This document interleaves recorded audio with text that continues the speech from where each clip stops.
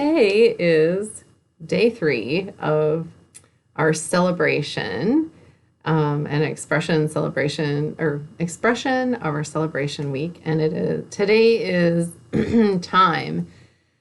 And of course, I am like 7 minutes late. So great, it's so funny how we organize for time and we want to be on time. We just have so many limiting beliefs on time. And it's not bad. Like, we have created these through our lives. Like, how are we really, like, how are we in relation with time? And we have definitely a lot of brick walls and a lot of just different things that keep us confined to the idea of time.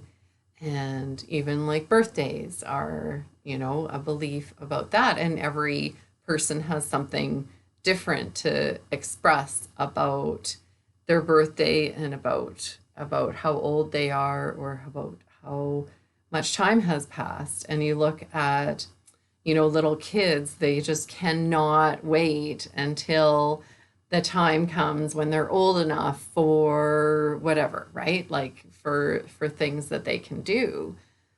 And so therefore they make these beliefs, or they create these safety nets for us to fall into or to, adhere to.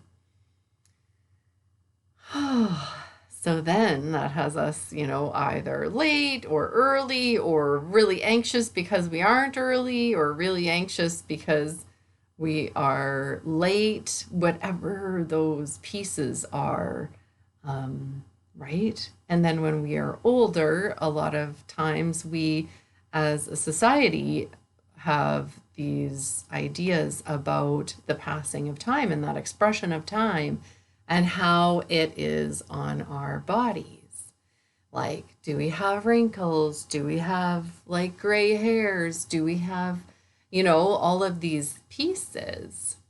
And when we like think about that, like I think about my grandma and just what an amazing soul she was. Somehow she figured out, in my opinion, like how to express herself as a younger person, but she was 91 when she passed away. And so there was like so many things to that. Like, she was in an elderly home at that time. And I think about how she kept telling me, oh man, all my friends are dying. Like, there's nobody my age. And I feel like that really got to her, is that that community of people that were kind of her age, but also like having that young attitude, because a lot of people, as they get older, they're like sick or have dis-ease or whatever it is. And I feel like she still was pretty young and spry and in her mind, and yeah. And it just, when I got that information about her death, and I was like totally crushed, but somebody said to me, like, well, she was old. Like, that was an excuse that I should be fine with because she passed away. And I thought, no, but I still thought she was like my age, or like, like not very much older than me. Like, I knew she was 91, but it was kind of like that mentality of just like thinking that she didn't think that she was that old. And I feel like that is a really good kind of tool to use as we like celebrate birthdays, and as we celebrate things, is that like, how old do you think you are? And you don't need to put a number on it, but like, is there kind of like an attitude that you would be like amazing to for you to have. And it doesn't matter the age, but just like, why are we so attached to the age? Yes. And then when my brother-in-law bugs me about being older than I am, I'm thinking, rah, don't bug me that I'm older than I am. I'm this age. So yeah. And it's kind of a fun thing. Oh, and the other part of this, like, because we're doing celebration week, and I just think about how it is, because my birthday was the other day, 2 days ago, and I just think about like how we usually celebrate the time leading up to the event, whether it be anniversaries or birthdays or like just like a celebration of passage of time, right? And we have these like leading up to celebrations, but then we kind of don't celebrate going on. And I think it's interesting because, like, even just for us being on Earth, it's like a very high percentage that, like, we shouldn't have been here. So us being here is just like a statistical amazing miracle that we ourselves are in this body and in on this earth. And the celebration should continue because holy cow, like we are able to live this life on this earth and just like yeah, like we could celebrate ourselves every day, at the time of our birth. I don't know if any of you know the time of your birth. And why not celebrate it every day? I know I did that for a while and I haven't done that in a bit. Like celebrating, I had an alarm on my phone and I just was like, oh, right now I should celebrate myself, like, or I'm celebrating myself, right? Like how we voice our celebration of time. So, yeah, just kind of a thought of like that beginning part, middle part, lead, and then afterwards. Because a lot of times afterwards, we like it's like coming to a climax of a story, and then that's it. Like, how is the wrap up? Like, how is that? Like, how's the end of the story? Is there like a quick wrap up, or is it like just kind of gentle and prolonged, or is it whatever? Like what like how is your end of celebration? Like how because everybody deals with things like certain ways, right? Like we approach starting something in a certain way. We continue on, we work with that, we make we do things in a certain way, maybe like in stage 2 of like our preparation, we do it a certain way.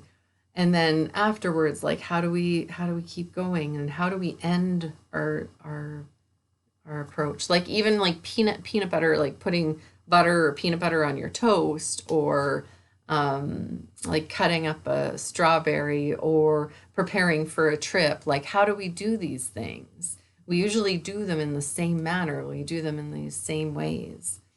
So, yeah, it's just kind of something to think about. All right. So today I just wanted to read to you from my book.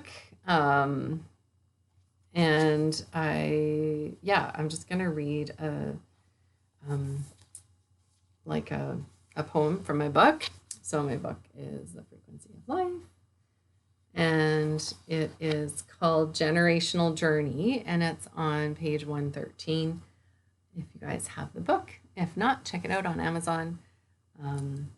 Now, with my words, you just kind of take a few breaths. You can put your hand on your heart if you like, or you could just breathe and just kind of feel how you feel. This is about, again, changing your vibration, like just raising your vibration to connect deeper to who you are, to your inner self, that sort of thing. So here we go. Generational journey, captured by colorful light flares that exit the black creature almost by magic, entering the realm with eerie, ominous movement, the rampart of existence, furrowed deep within the exit cell of bubbling emotions. Swirling in this place of loneliness, thoughts of, I am the only one, aloneness, echoing in the cave walls. Knowledge of the feeling of each bumpy corridor. Inspection can only bring notice to long hidden judgments. Repeat the act of newness. Stutter step. Full-blown realization of the stark reality that is not new. Forlorn shadows of our lives, living on repeat.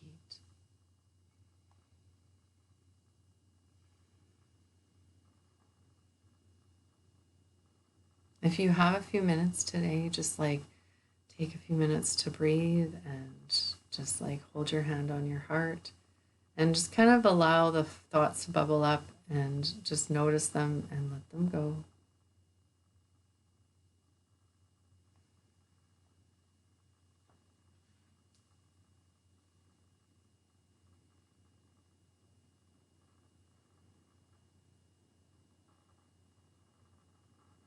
And as we receive these thoughts, it's just like receiving just some energy that will assist us in creating like this higher frequency, this higher, kind of like this backbone of us.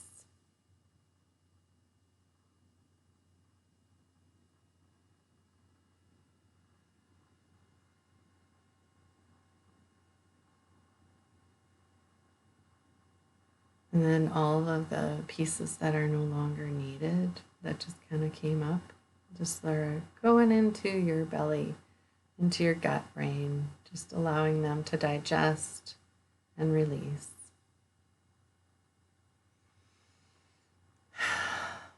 And there you go.